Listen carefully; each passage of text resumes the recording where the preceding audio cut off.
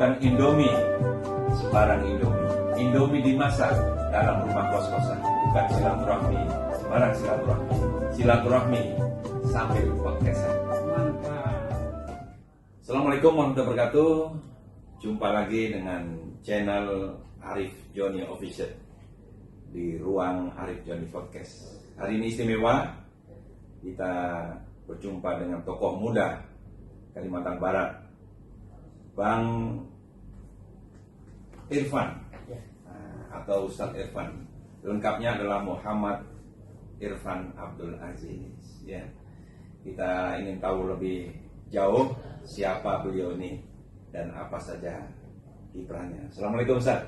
Waalaikumsalam warahmatullahi wabarakatuh. Ya, terima kasih Pak Yoni sudah diundang di ruang podcast Pak Yoni ya. Ya. Dan saya juga terima kasih sudah hadir di Arif Joni Podcast.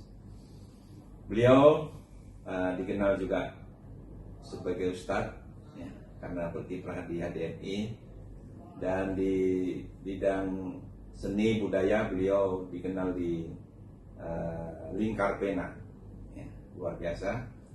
Dan sosok beliau asli Kalimantan Barat. Nanti kita tanya beliau ini sebenarnya siapa beliau. Ya, silakan Ustaz, mungkin pemirsa ingin tahu lahirnya di mana dan kemudian sampai kepada aktif di HDMI dan Lingkar Pena. Silakan. Ya. Jadi sebenarnya kalau dibilang asli Kalimantan Barat enggak juga ya. Kita ini kalau secara suku, kami keluarga itu suku Jawa. Solo ya. Solo ya. Jadi tetangga dengan Jokowi. Tetangga dengan, jangan masih kerabat nih. Nah, dengan Soeharto dulu ya.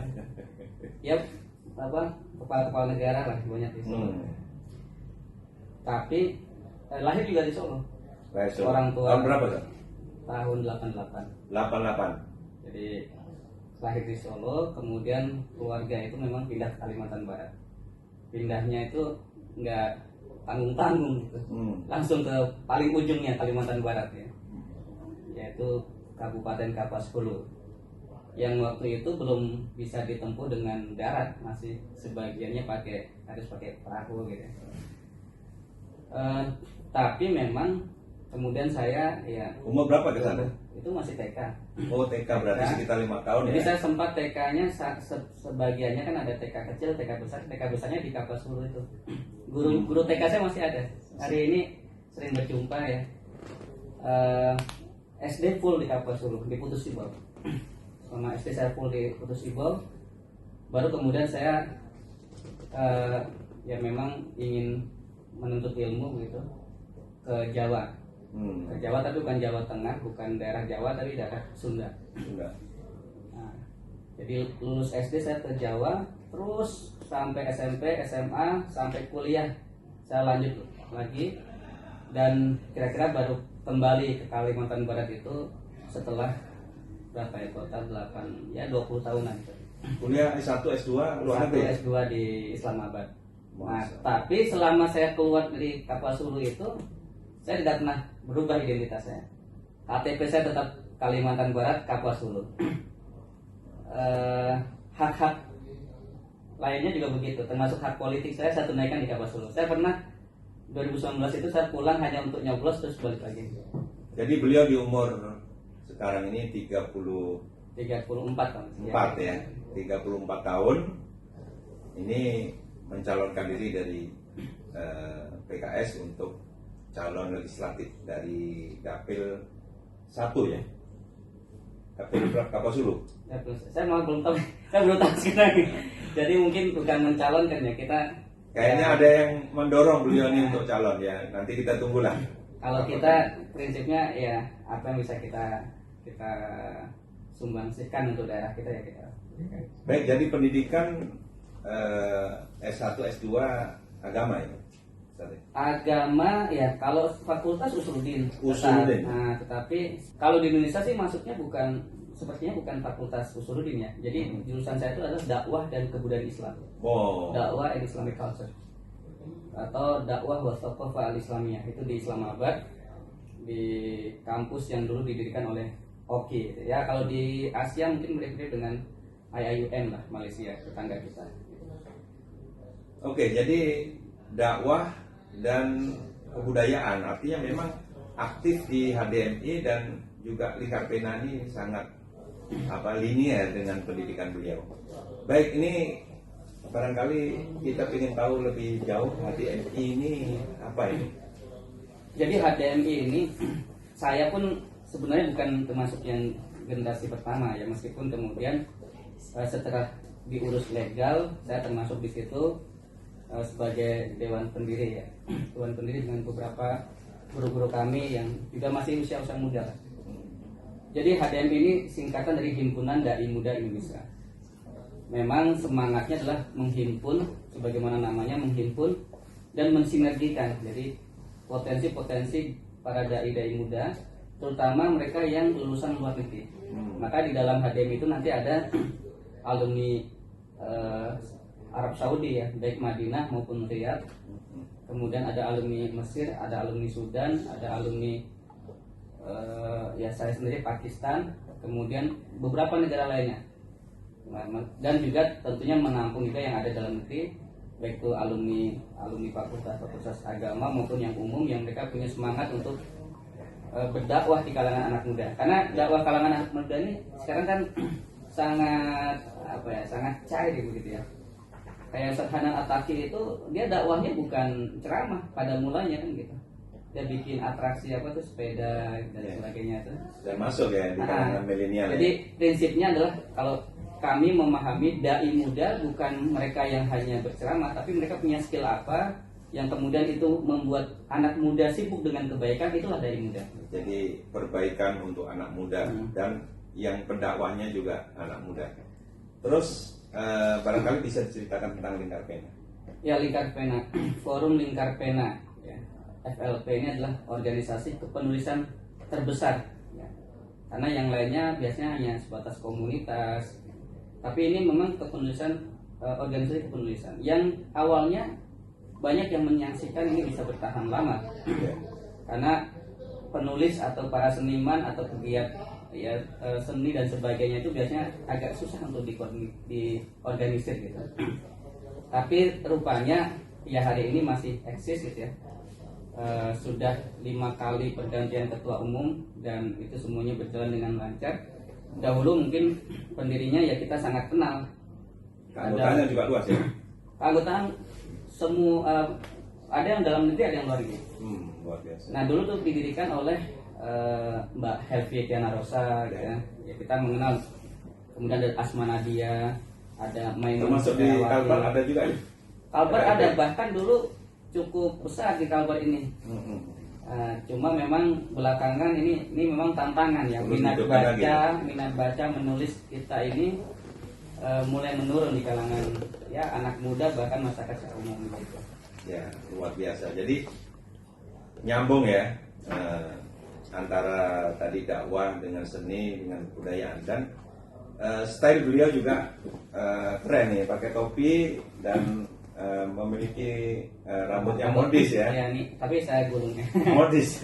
Jadi ini memang disenangi anak muda dan beliau ini sangat gaul. Jadi dakwah bukan hanya di masjid, di beberapa tempat. Ini boleh ceritakan tentang pengalaman bagaimana mendakwai anak muda ini. Jadi gini, saya